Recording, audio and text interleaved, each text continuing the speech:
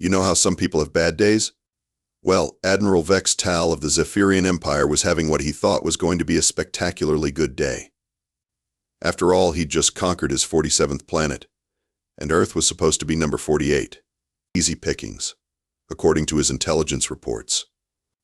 A backwater world with primitive technology, fractured governments, and a species that couldn't even agree on what to call their own planet. Vex'tal stood on the bridge of his flagship, the Cosmic Dominator, admiring his reflection in the polished metal surface. 8 feet tall, 4 arms, and enough military decorations to make a Christmas tree jealous. He'd built his reputation on swift, decisive conquests, and Earth was going to be no different. "Sir," chirped Lieutenant Qrix, his overly enthusiastic aide who had the unfortunate habit of stating the obvious, "we're receiving surrender transmissions from multiple Earth governments." "Already?" Vex'tal's mandibles clicked with amusement. "We haven't even fired a shot." "Apparently, sir, they saw our fleet and decided resistance was futile. The United Nations is requesting terms of surrender." Vex'tal couldn't help but laugh. 47 planets and none had surrendered this quickly. These humans were even more pathetic than he'd imagined. "Excellent. Begin landing operations. Standard protocol. Identify leadership structures, catalog resources, and establish administrative zones." Within 3 hours, Earth's major governments had officially surrendered. The President of the United States held a press conference from his bunker. The Prime Minister of the United Kingdom issued a statement while boarding a plane to nowhere. And the Secretary General of the United Nations personally delivered the articles of surrender on live television. But here's where things got interesting. As Vex'tal's scouts began their planetary survey, they kept encountering the same troubling intelligence reports. The humans had strategically positioned their most dangerous and unpredictable assets in heavily fortified compounds across the globe. These facilities were called schools, and they contained what appeared to be Earth's most volatile and potentially dangerous inhabitants. "Sir," Qrix reported, his voice trembling slightly, "our reconnaissance teams are reporting unusual activity at these educational facilities. The humans seem to have concentrated their most erratic and illogical population segments in these locations." Vex'tal studied the reports with growing concern. The facilities were everywhere. Thousands of them. And each one contained dozens, sometimes hundreds, of these mysterious beings that human adults seemed to both fear and protect with fierce determination. "What's the threat assessment?" he demanded. "Unknown, sir. But the patterns are disturbing. These beings operate on completely unpredictable schedules. They're loud, they move in coordinated groups, and they appear to have some sort of hive-mind communication system. Adult humans become extremely agitated when we approach these facilities." Vex'tal's confidence began to waver. In 47 conquests, he'd never encountered anything like this. A species that would surrender their governments without a fight but guard these mysterious compounds with their lives? It didn't make sense.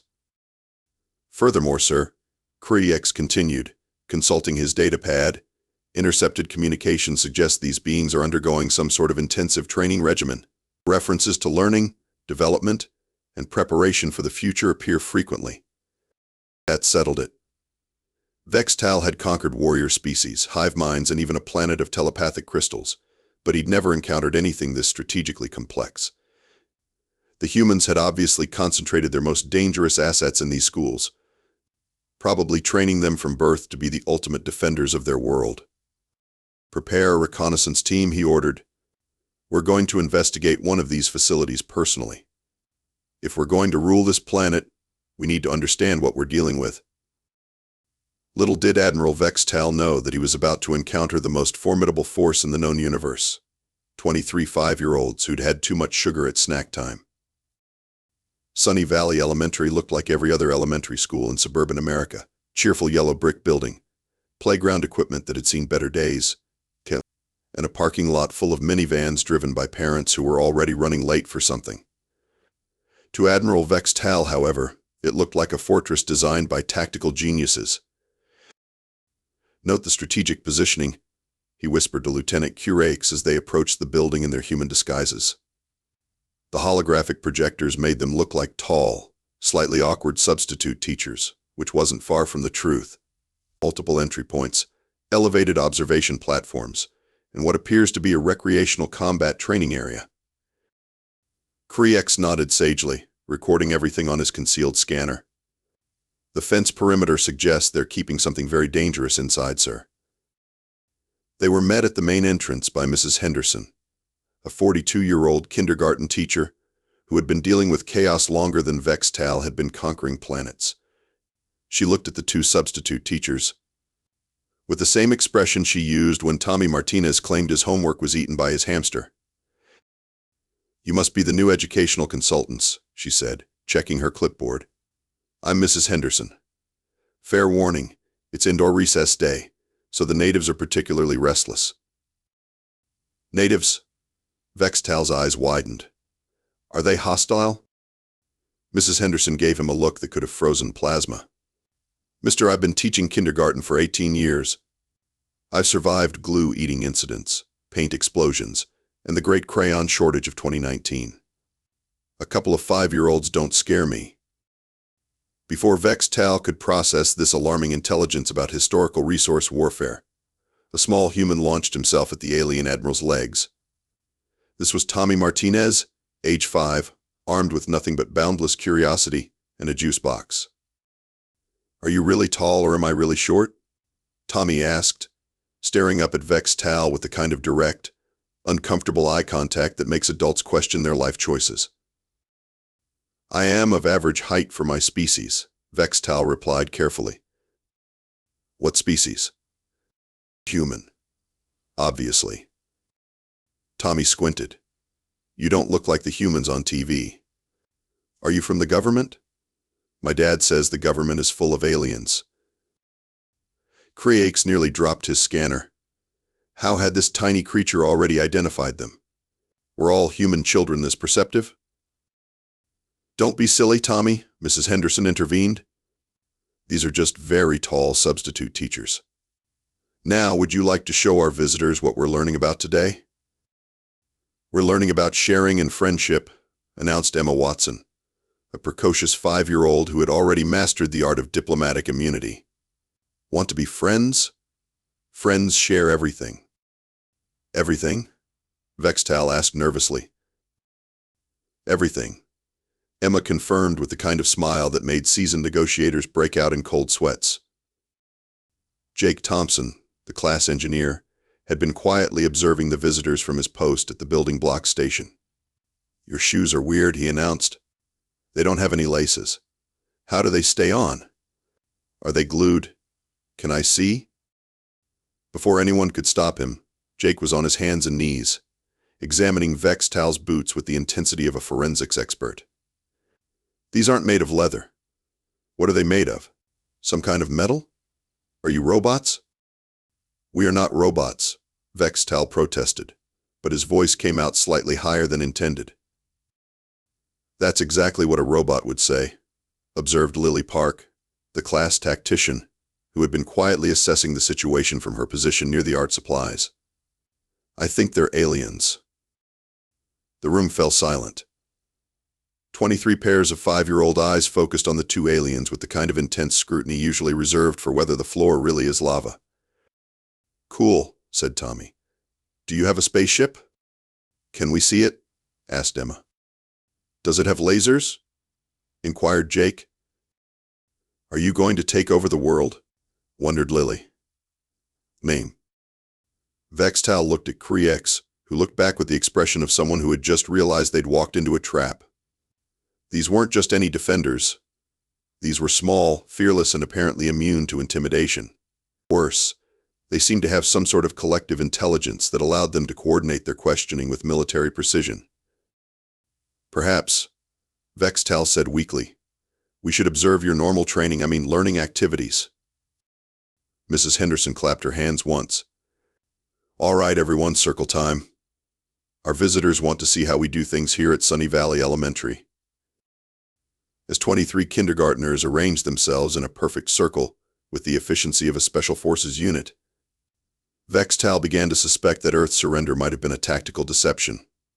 These humans hadn't given up at all. They'd simply lured him into the most dangerous place on the planet, a room full of children who were afraid of absolutely nothing.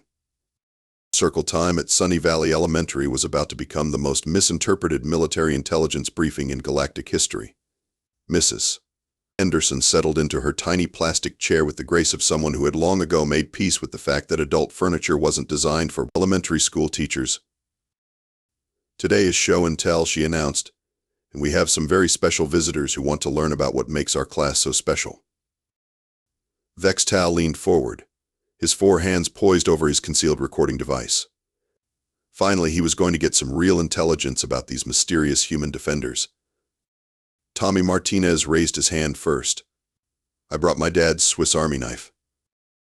Qrix nearly fell off his chair. Weapons demonstration, he whispered urgently into his communicator. Repeat, the juveniles are displaying combat implements. It's got 17 different tools, Tommy continued proudly, unfolding various attachments. Knife, screwdriver, can opener, toothpick, and this thing that I'm not supposed to touch because it's really sharp. Multi-purpose tactical blade, Vex'tal noted grimly, designed for field operations and close-quarters combat. Emma Watson was next, clutching a worn, stuffed elephant. This is Mr. Peanuts. He's my bodyguard. He protects me from bad dreams and monsters under the bed. Personal defense companion, Qrix recorded, possible psychological warfare component. Mr. Peanuts has seen 3 different bedrooms, 2 car trips, and 1 very scary movie that my babysitter wasn't supposed to let me watch, Emma explained. He's experienced. Jake Thompson proudly displayed his latest creation, a robot made from cardboard boxes, toilet paper tubes, and enough glue to seal a spaceship hull. This is Robot Destroyer 3000. He's got laser vision rocket feet and a snack compartment. Advanced combat mech, Vex'tal whispered. Note the weapons systems and supply capacity. He doesn't actually work yet, Jake admitted, but when he does, he's going to help me take over the playground. Territorial expansion objectives confirmed, Qrix muttered. Lily Park's presentation was the most disturbing of all. She stood up holding a detailed crayon drawing that looked like a battle plan designed by someone who had been studying military strategy since birth. This is my family, she announced. That's my mom, that's my dad, that's my brother, and that's our cat, Mr. Whiskers. We live in the blue house with the red door. Vex'tal studied the drawing with growing horror. The figures were positioned with tactical precision around a fortified structure. Each family member was clearly assigned a specific role and position. The cat, obviously the reconnaissance specialist, was positioned with perfect sight lines to all approaches. Strategic family unit deployment, he noted. Multi-generational command structure with animal auxiliaries. Mr. Whiskers is really good at catching mice, Lily continued. He's got 17 confirmed kills this year. Experienced in small unit elimination tactics, Qrix added to his notes. But the real revelation came during outdoor recess. Mrs. Henderson led the group to the playground, where Vex'tal witnessed what could only be described as the most sophisticated military training exercise he'd ever seen. The children immediately divided into teams with no apparent communication, each group taking strategic positions around the playground equipment. They engaged in rapid-fire tactical discussions, established supply lines to the water fountain, and began executing complex maneuvers that involved swinging, climbing, and coordinating movements with split-second timing. Red Rover, send Jake right over, called one team. It's clearly a coded command structure, Vex'tal observed, watching as Jake charged across the playground with the fearless determination of a seasoned warrior. They're testing individual combat capabilities against defensive formations. The most terrifying display came when the children organized themselves for something called duck, goose. Vex'tal watched in fascination as the participants sat in a perfect circle, maintaining constant surveillance of their surroundings while one member moved silently behind them, selecting targets with strategic precision. It's a psychological warfare exercise, he realized. They're training to remain calm under pressure while a potential threat moves through their perimeter. When the chosen goose leaped up and began chasing their selector around the circle, Vex'tal saw it for what it really was: advanced pursuit and evasion training, complete with clearly defined objectives and victory conditions. Sir, Qrix whispered urgently. I'm detecting elevated stress hormones in several of the participants. They're achieving combat-ready states through recreational activities. The final straw came when Mrs. Henderson announced it was time for quiet reading. The children immediately transformed from chaos-inducing energy sources into focused, concentrated learning machines. They spread out across the classroom, selected their materials, and began absorbing information with the kind of systematic efficiency that made Vex'tal's military training look amateur. They're processing intelligence, he realized.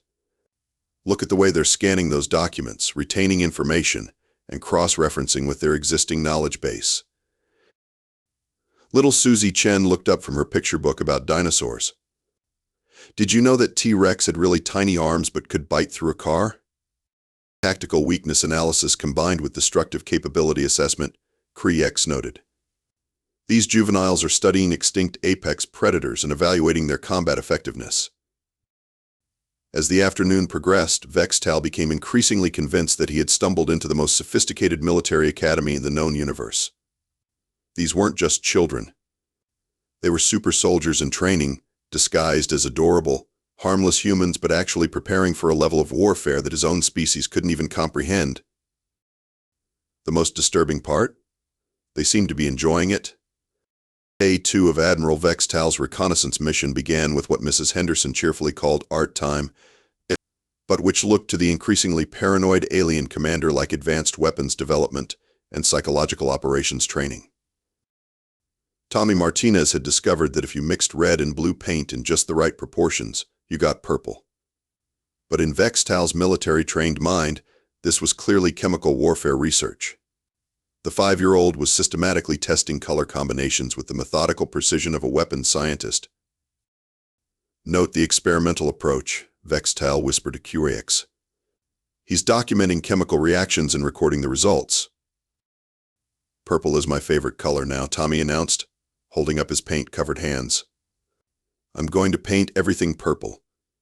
Environmental modification objectives, Qrix noted grimly.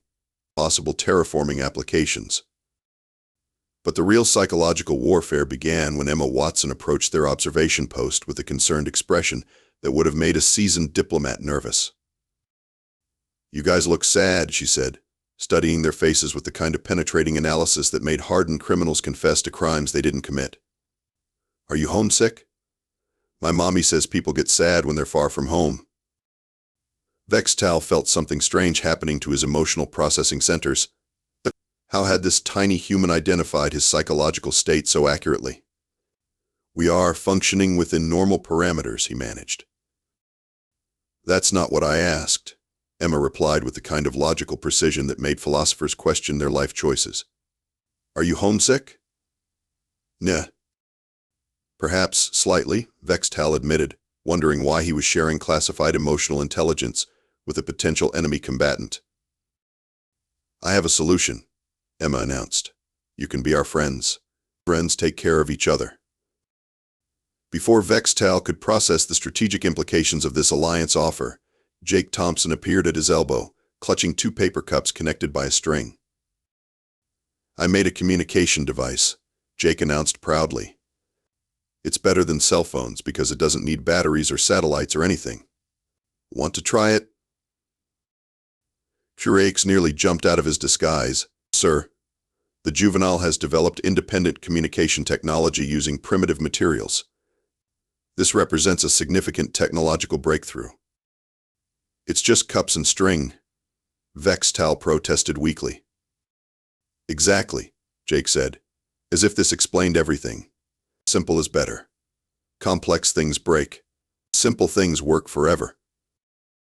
The alien admiral found himself holding one end of the string telephone, while Jake retreated to the other side of the classroom.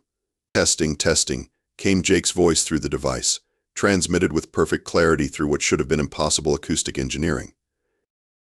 How does it work? Vex'tal asked, genuinely curious despite himself. Science, Jake replied with the confidence of someone who had just solved faster-than-light communication. Want me to show you how to make one? Within minutes, Vex'tal found himself sitting cross-legged on the floor, helping a 5-year-old engineer construct communication devices from household materials. It was probably the most tactically unsound thing he'd ever done, but somehow he couldn't stop himself. The situation deteriorated further when Lily Park initiated what she called the Great Crayon Shortage of today. She had apparently hoarded all the red crayons in the classroom, creating an artificial scarcity that immediately triggered complex negotiations among her classmates. "I'll trade you 2 blues for 1 red," offered Marcus. "Red is worth at least 3 blues," Lily countered, "or 2 blues and a yellow." "That's not fair," protested Jenny. "Yesterday red was only worth 1 blue." "Market fluctuations," Lily explained with the casual air of someone who had been manipulating commodity markets since birth. "Supply and demand." Vex'tal watched in horror as the kindergarten class transformed into a complex economic system based on crayon trading. Within 20 minutes, Lily had cornered the market on red crayons, established exchange rates for all other colors, and was charging interest on crayon loans. "She's created a complete economic infrastructure," he whispered to Qrix. "These aren't children. They're strategic masterminds."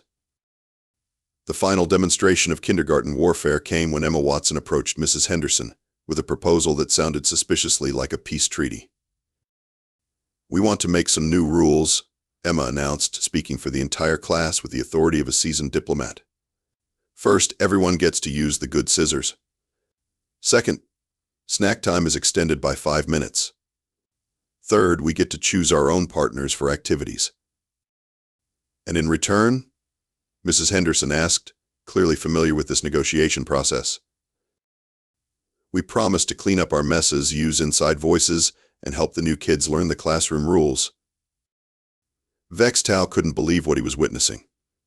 This 5-year-old had just negotiated a binding agreement that included concessions from both parties, enforcement mechanisms, and provisions for integrating new members into the group structure. "Furthermore," Emma continued, "we propose that our new friends," she gestured toward the disguised aliens, "be granted temporary membership in our class, with all the rights and responsibilities that entails."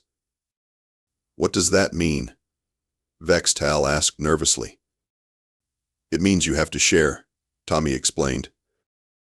"And help clean up," added Jake. "And participate in group activities," finished Lily. Mrs. Henderson looked at the 2 aliens with the expression of someone who had just watched a master class in human behavior. "Well, gentlemen, looks like you've been officially adopted. Hope you're ready for snack time." As Admiral Vex'tal found himself holding a juice box and a package of goldfish crackers, surrounded by 23 5-year-olds who had somehow managed to recruit him into their ranks through a combination of psychological manipulation, economic warfare, and diplomatic negotiation, he began to suspect that conquering Earth might be significantly more complicated than he'd originally planned. The most disturbing part? He was actually starting to enjoy himself. Day 3 brought Admiral Vex'tal face to face with the most terrifying weapon in the human arsenal, nap time. Mrs. Henderson had been preparing him for this moment without his knowledge, describing it as a quiet period for rest and reflection. But Vex'tal now realized it was actually a demonstration of the most advanced psychological conditioning technique he'd ever encountered. "All right, everyone," Mrs. Henderson announced, "it's time for our afternoon rest period. Everyone find your spots and get comfortable." Vex'tal watched in fascination as 23 kindergartners immediately ceased all activity and moved to predetermined positions around the classroom. They retrieved small blankets and pillows from cubby holes, arranged themselves in precise formations, and within minutes had transformed from a chaotic group of energy sources into a perfectly organized unit of silent, motionless humans. "It's like they've been programmed," he whispered to Qrix, who was frantically recording everything on his concealed scanner. "Sir," Qrix replied, his voice trembling slightly. The transition was instantaneous. No discussion, no resistance, no confusion. They simply complied. Mrs. Henderson moved through the room with the quiet efficiency of someone who had mastered the art of crowd control.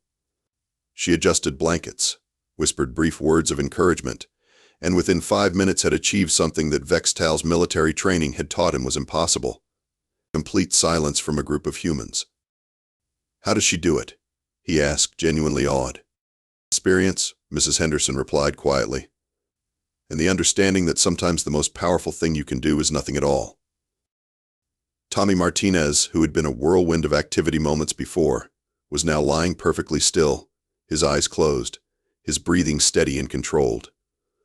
Vex'tal had seen meditation techniques on dozens of planets, but nothing approaching this level of instant, collective tranquility. "They're preparing for something," he realized. "This isn't rest. This is strategic preparation for a coordinated mental operation." The silence stretched on, broken only by the gentle sound of 23 5-year-olds breathing in perfect synchronization. It was the most unnerving thing Vex'tal had ever experienced. He'd faced plasma cannons, energy shields, and telepathic attacks, but nothing had prepared him for the psychological impact of deliberate, coordinated silence. "Sir," Qrix whispered, "my readings are showing synchronized brainwave patterns across the entire group. They're achieving some sort of collective mental state." After 30 minutes of this demonstration, Mrs. Henderson made a small gesture, and the children began to stir. Not all at once, but in a gradual, natural progression that somehow managed to maintain the peaceful atmosphere while transitioning back to normal activity levels. "That," Vex'tal said quietly, "was the most impressive display of mental discipline I've ever witnessed."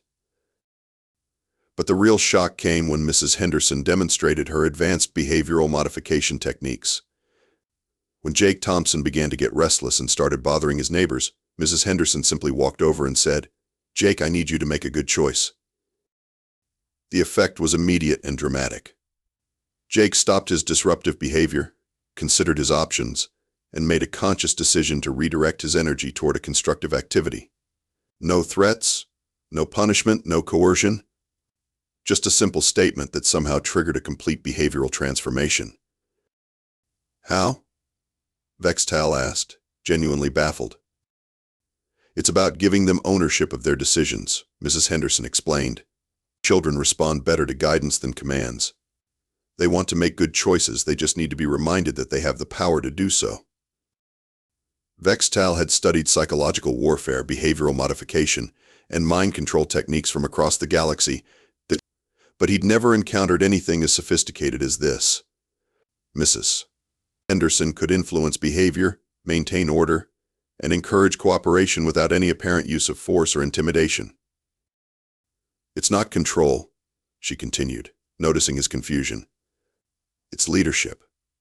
There's a difference." The final demonstration came when Emma Watson announced that it was time for the ancient human war dance. Vex'tal braced himself for what was surely going to be a terrifying display of coordinated violence, but instead found himself watching 23 5-year-olds perform something called the hokey pokey. "You put your right foot in, you put your right foot out, you put your right foot in, and you shake it all about," they chanted in unison, executing precise movements with military precision. "It's a coordination exercise," Qrix noted, "designed to ensure unit cohesion and synchronized movement." "You do the hokey pokey and you turn yourself around," the children continued, performing a complex turning maneuver that left them all facing the same direction. "That's what it's all about." The turning movement, Vex'tal realized, it's a tactical repositioning technique. They're teaching spatial awareness and group coordination through ritualistic dance. The most disturbing part was when the children insisted that he and Qrix participate in the dance. Despite every instinct screaming at him that this was a trap, Vex'tal found himself putting his right foot in, putting his right foot out, and shaking it all about along with 23 5-year-olds who were clearly evaluating his coordination, flexibility, and ability to follow complex instructions. That's what it's all about. He found himself chanting, and realized with growing horror that he was beginning to understand what it was. "Sir," Qrix whispered urgently, "I think we're being assimilated." "No," Vex'tal replied, watching Tommy Martinez high-five Jake Thompson while Emma Watson organized the cleanup of the dance area. "I think we're being taught." And that was when Admiral Vex'tal, conqueror of 47 worlds and terror of the Outer Rim, realized that he had encountered the most powerful force in the universe. A classroom full of children who had no idea how dangerous they were, led by a teacher who had turned education into an art form. The most terrifying part? He was starting to think they might be right about everything. The final day of Admiral Vex'tal's reconnaissance mission began with what Mrs. Henderson called graduation day for their temporary students. The kindergartners had prepared a special ceremony to honor their new alien friends, complete with handmade certificates, crayon artwork, and a presentation that would go down in galactic history as the most unintentionally intimidating display of human capability ever recorded. "Today we're going to show our friends everything we've learned," Emma Watson announced, standing before the assembled class with the confidence of someone who had been born to public speaking. "We want them to remember us when they go back to their spaceship." Vex'tal's 4 hearts nearly stopped. They knew about the spaceship. How could they possibly know about the spaceship? Because Tommy Martinez added helpfully, friends should always remember friends, even when they're really far away, like in space. The ceremony began with each child presenting a handmade gift to their alien visitors. These weren't just random crafts projects, they were strategically designed psychological warfare devices disguised as friendship tokens. Jake Thompson presented Vex'tal with a robot made from cardboard boxes and aluminum foil. "This is Commander Robot," he explained. "He's designed to be your friend when you're lonely in space. He's got a communication array, defensive systems, and a snack storage compartment." "It's a military advisor," Qrix whispered, "complete with tactical systems and supply management." Lily Park had created a detailed map of the solar system, with Earth prominently featured in the center. "This is so you can find your way back," she explained. "Earth is the blue one with the moon. We're the 3rd planet from the sun, but we're the best one because we have pizza and dogs." "Strategic intelligence," Vex'tal noted. "She's providing navigational data and highlighting Earth's key tactical advantages." But the most devastating gift came from Emma Watson, who presented both aliens with hand-drawn portraits of themselves. The artwork was surprisingly accurate, capturing not just their disguised appearances, but somehow conveying their actual personalities and emotional states. "This is you when you first came to our school," Emma explained, showing a drawing of a tall, nervous-looking figure. "And this is you now," she continued, displaying a second drawing of the same figure, but now smiling and surrounded by small humans. "You look happier now." Vex'tal stared at the drawings, realizing that this 5-year-old had somehow documented his psychological transformation with devastating accuracy. How was that possible? "You were sad when you got here," Emma continued with the matter-of-fact tone of someone stating an obvious truth. "But now you're not sad anymore. That's what friends do. They make each other happy." The ceremony continued with each child demonstrating a skill they'd learned during the aliens' visit. Tommy Martinez showed off his improved sharing techniques by dividing a package of cookies into exactly equal portions for everyone in the class. Jake Thompson demonstrated his engineering prowess by building a tower of blocks that was both aesthetically pleasing and structurally sound. Lily Park presented a detailed analysis of playground politics that would have impressed a team of sociologists. But the final presentation was the most terrifying of all. Mrs. Henderson stood before the class and began to speak about what she called the human potential. "What makes humans special," she said, "isn't that we're the strongest or the smartest or the most advanced. What makes us special is that we never stop learning, we never stop growing, and we never stop caring about each other." She gestured toward the children, who were listening with the kind of focused attention that Vex'tal had previously only seen in elite military units. "These children represent the future of humanity," Mrs. Henderson continued. "They're curious, creative, compassionate, and completely fearless. They don't see obstacles, they see puzzles to solve. They don't see enemies, they see potential friends.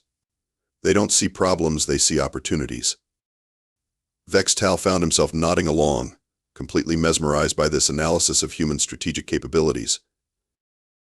In 10 years, these children will be teenagers, questioning everything and pushing every boundary. In 20 years, they'll be adults taking on the world and making it better.